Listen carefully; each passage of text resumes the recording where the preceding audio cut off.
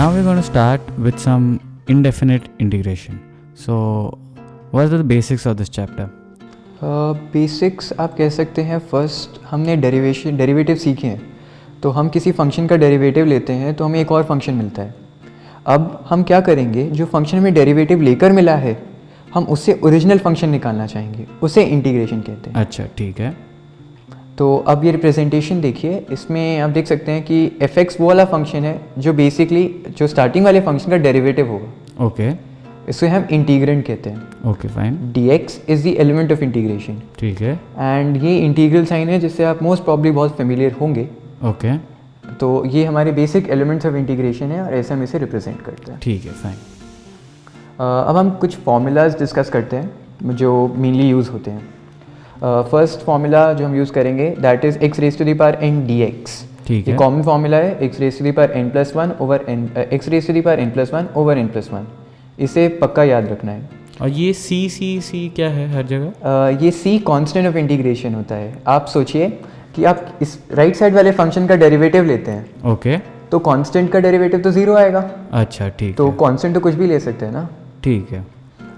फिर हम देखते हैं कि हम 1/x dx log of mod x, जो पिछला वाला फॉर्मूला था वो -1 के लिए एप्लीकेबल नहीं है. देखेंगे x raise to the power n में अगर हम -1 डालते तो 1/x बन जाता, लेकिन ये फॉर्मूला सिर्फ उसके लिए वैलिड नहीं है. अच्छा, ठीक है. अब आते हैं हम e raise to the power x dx पे, वो भी e raise to the power x plus c होगा. ये सब फार्मूलाज आपको याद रखने चाहिए ताकि आप अप्लाइंग को फास्ट कर सकें. ठीक है. नेक्स्ट हम आते हैं e raise to the power x dx पे, that is e raise to the power x over log a bc. ठीक है. Next we come to cos x dx. there is an x missing over here, so that's going to be cos x dx.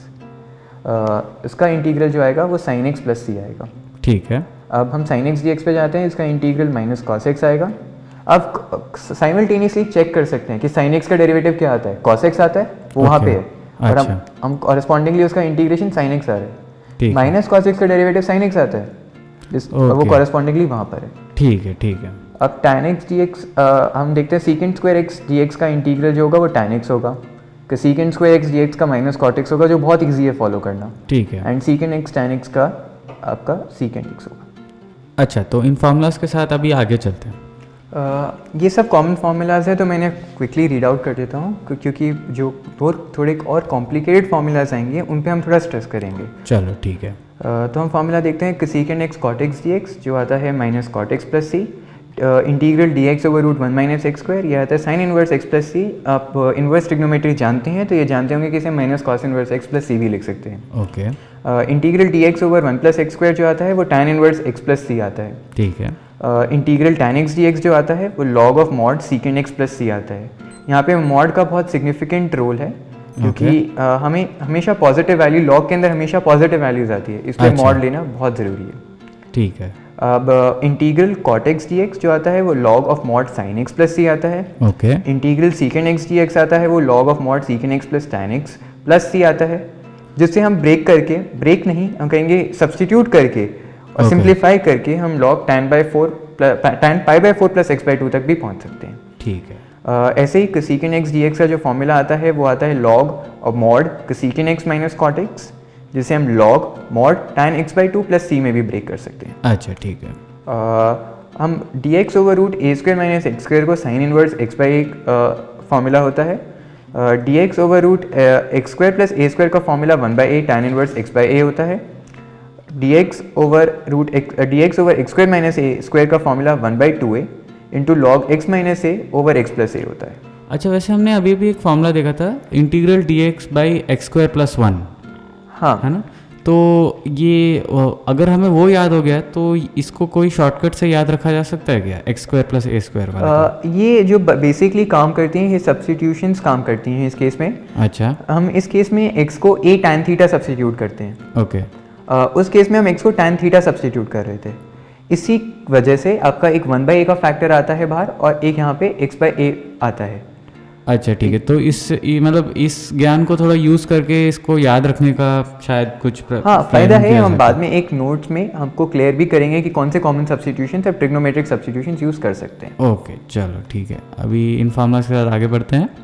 हम अब दोबारा continue करते हैं. dx over root x square plus a square log x plus root x square minus x square plus a square है. यहाँ पे ये x square plus a square है. ठीक है।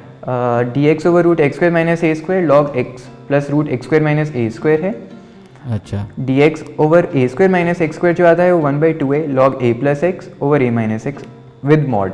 Obviously remember, always remember mod. अच्छा, तो लॉग जहाँ पे आए वहाँ पे मॉड ऑलमोस्ट 100% होने वाला है। आएगा ही आएगा, क्योंकि लॉग के अंदर कभी भी नेगेटिव वैल्यूज जा ही नहीं सकती। चलो ठीक है। अब आता है थोड़ा फॉर्मूला जिसको याद करने में लोगों को कठिनाई होती है। ओके। ये है root x square plus a square d x.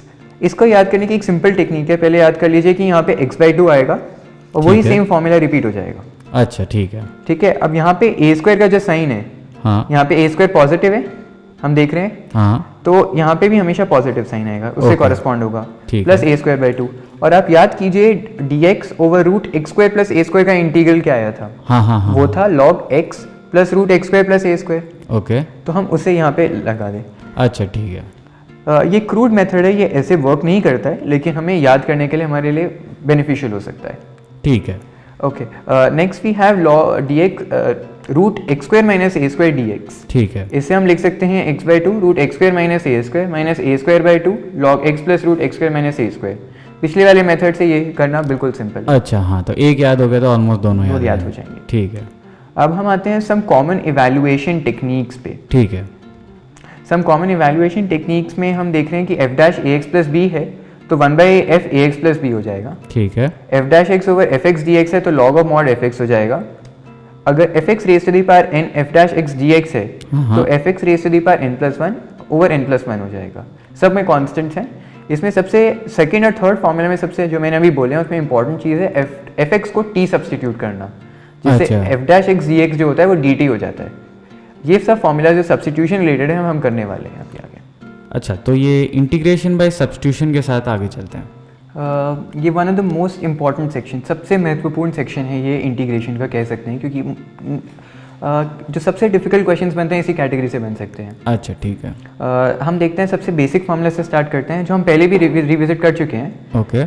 F dash x into f x raise to the power n d x. Okay. इसका formula f x raise to the power n+1 over n+1 होता है। अच्छा। इसमें हमने basically बस करके दिखाया ये कैसे आया। एफ एक्स को अगर आप t सब्सटीट्यूट करेंगे हाँ। तो F dash x d x क्या हो जाएगा? dt के बराबर हो जाएगा। ओके। तो F dash x d x को हमने इकट्ठे रख लिया, उसे हमने dt लिख दिया। ओके। अब एफ एक्स हमारा t है तो वो t raise to the power n हो जाएगा। ठीक है। तो dt into t raise to the power n, ये फॉर्मूला हमें आता है, ये सबसे बेसिक फॉर्मूला है। ओह हाँ करेक्ट। अब हम आते हैं थोड़ी जर्नल फॉर्म पे। General form of substitution, integration by substitution. इसमें आता है f of g x into g dash x d x का इंटीग्रल आप करेंगे तो ये एफ टी डी टी के बराबर आएगा। इसमें यहाँ पे इंटीग्रल साइन मिसिंग है, मैं लगा देता हूँ। f ऑफ जी एक्स मतलब आपने पहले एक इसका मतलब सुनिए समझिए। हाँ। आपने x डाला फंक्शन g के अंदर, ओके। और फिर आपने उस फंक्शन की को डाला f के अंदर। अच्छा। उससे जो वैल्यू आई वो f में गई। ठीक ये है। कंपाउंड फंक्शंस हैं, ये एम्फेसाइज करेंगे अब फंक्शंस में, इंपॉर्टेंट होते हैं जेई के लिए। ओके। जी डैश एक्स डी एक्स, इसमें अगर हम जी एक्स को टी सब्सटीट्यूट करेंगे हाँ। तो जी डैश एक्स डी एक्स क्या बन जाएगा आपका? D T. अच्छा, तो बेसिकली सिमिलर आर्ग्यूमेंट जैसे हमने हमने पहले लगाया पहले था। किया। ओके ओके हाँ। तो अब हम आते हैं थोड़े क्वेश्चंस पे। ओके। ये इसलिए करवा रहे हैं क्योंकि ये क्वेश्चंस काफ़ी इंपॉर्टेंट हैं। अच्छा। इसमें आप देखिए root x over 1 minus x cube है, तो आप रियलाइज़ कीजिए कि हमें यहाँ पे बेसिकली निकालना क्या होता है? डेरिवेटिव ढूंढना होता है। ठीक है। तो किसका डेरिवेटिव कहाँ पे? मतलब डेरिवेटिव मल्टीप्लिकेशन में होना चाहिए, हाँ। तभी हम, क्योंकि आप देखिए यहाँ पे जी डैश एक्स डी एक्स था, यहाँ हर जगह डेरिवेटिव मल्टीप्लिकेशन में आ रहा है। अच्छा। तो आप देखिए x raise to the power half किसका डेरिवेटिव है? X raise to the power half जो डेरिवेटिव है वो x raise to the power 3/2 में आता है। हाँ ठीक है।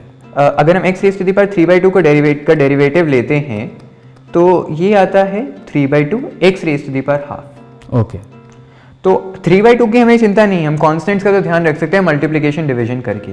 अच्छा। लेकिन हम देखते हैं कि नीचे भी कॉम्प्लेक्स है, थोड़ा डिनोमिनेटर में रूट 1 माइनस एक्स क्यूब। हाँ। अगर आप रूट 1 माइनस एक्स क्यूब को सब्सटीट्यूट करेंगे तो आप सब्स्टिट्यूट से आपका क्या मतलब है? सब्सटीट्यूट से मतलब है कि हम उसको टी रिप्लेस कर दें। अच्छा अच्छा। जैसे हम जी एक्स को हमने टी रिप्लेस किया वैसे ठीक हम है। इसको टी रिप्लेस कर दें। ओके। लेकिन अभी रियलाइज कीजिए कि ये काम नहीं करेगा। ओके। हमें करना क्या पड़ेगा कि x raise to the power 3/2 चाहिए, उसको अगर हम टी सब्सटीट्यूट करते हैं तो हमारा काम बन जाएगा। अच्छा, तो ये कंक्लूजन तक आप कैसे पहुंचे? कंक्लूजन आप ट्राई करके देखिए। अगर हम 1 माइनस एक्स क्यूब को अगर हम अगर रूट 1 माइनस एक्स क्यूब को t डालते हैं तो हम उसको 1 माइनस एक्स क्यूब को हम t स्क्वायर डाल रहे होंगे। ओके तो हम अगर इसका डेरिवेटिव लेते हैं दोनों साइड पे हाँ। तो हमारा आता है minus 3x square d x is equal to 2t dt।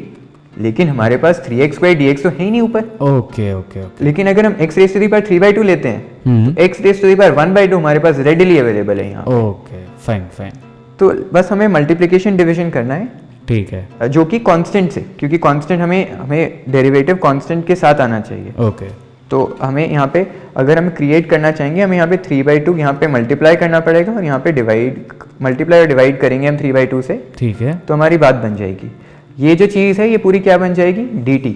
Okay okay. जिसमें हमारा t क्या है, x raise to the power 3/2। तो हम अगर इसको सिंप्लीफाई करें यहाँ पे मैं इंटीग्रल को लिखता हूँ तो यहाँ पे ये बन जाता है 2/3 ये हो जाता है dt। और अब सोचिए अब हम रूट 1 माइनस एक्स क्यूब को क्या लिख सकते हो, अगर ऑब्वियस ही बात है अगर x raise to the power 3/2 t है अच्छा अच्छा, तो एक्स क्यूब क्या होगा, टी स्क्वायर हो गया। और ये हमारे पास डायरेक्ट फॉर्मूला है।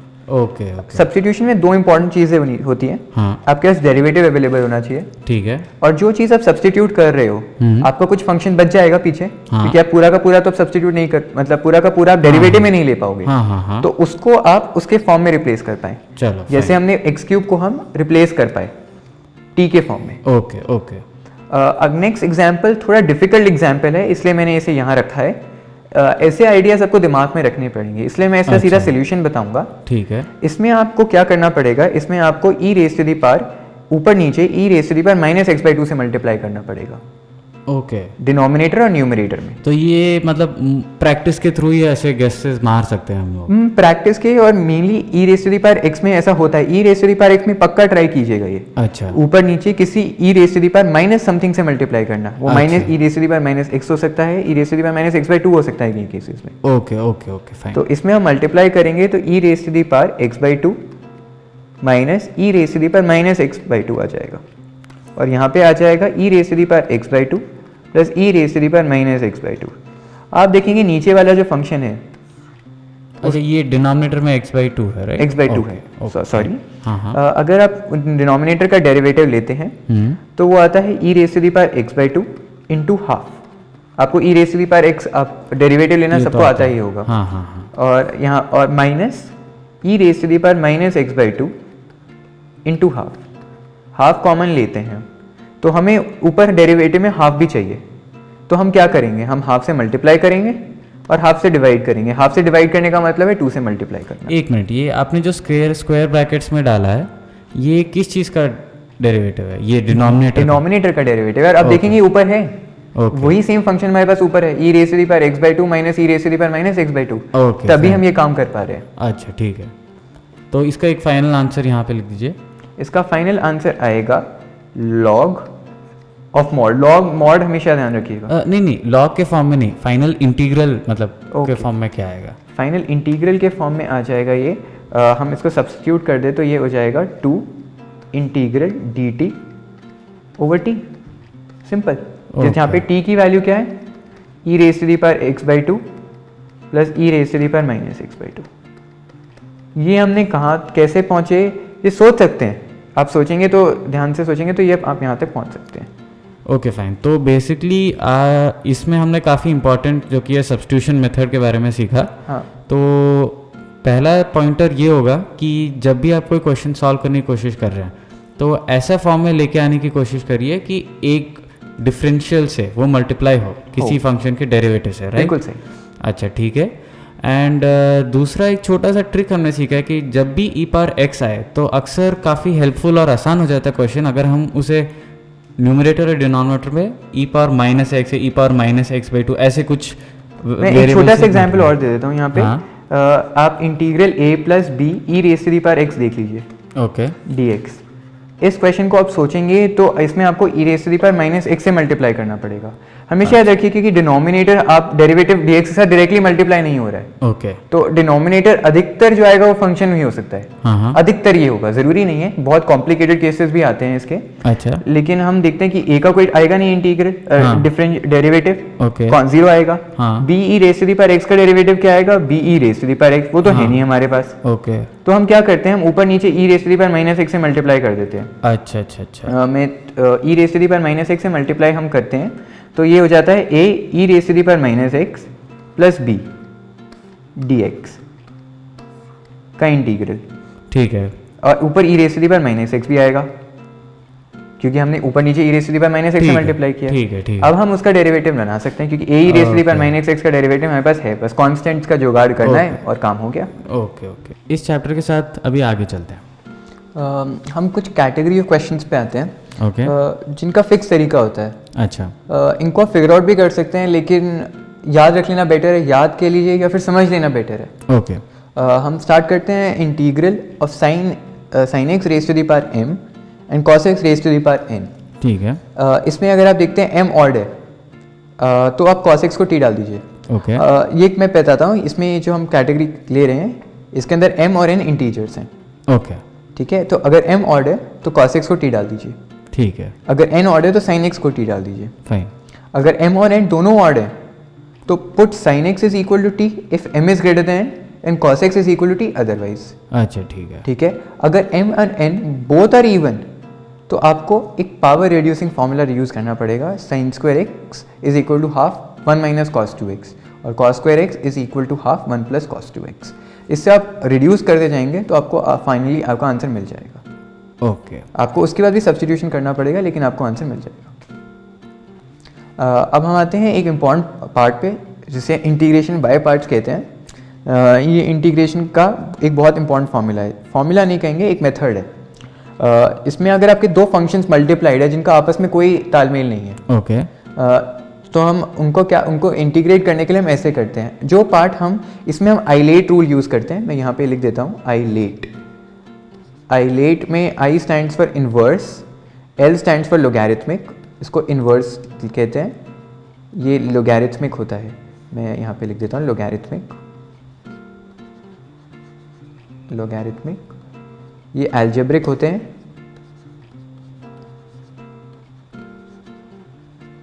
ये ट्रिग्नोमेट्रिक, और ये एक्सपोनेंशियल, यानी जैसे e raise to the power x हो गया आपका। Okay fine. ये प्रेफरेंस होती है आपका F2 चूज करने में।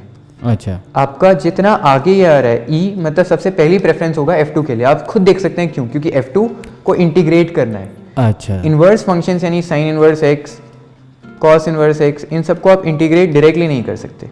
ओके। तो आप इनको हमेशा F1x की कैटेगरी में डालेंगे, जिन्हें हमें देखिए सेकंड पार्ट में हमें जिनका डेरिवेटिव लेना है। Okay fine. अब हम इसकी एक एप्लीकेशन देखते हैं इंटीग्रेशन बाय पार्ट्स की, जो आती है e raise to the power x f x plus f dash x.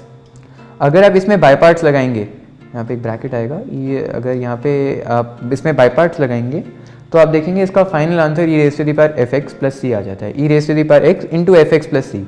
तो अगर हमें e raise to the power x multiplied by something दिख रहा है, हाँ। तो हम उसे कोशिश करेंगे कि f x plus f dash x में ब्रेक कर लें, जिससे आंसर हमारा डायरेक्ट मिल जाएगा e raise to the power f x. आप इसमें बाय पार्ट लगाकर चेक कर सकते हैं, आराम से ब्रेक हो जाएगा।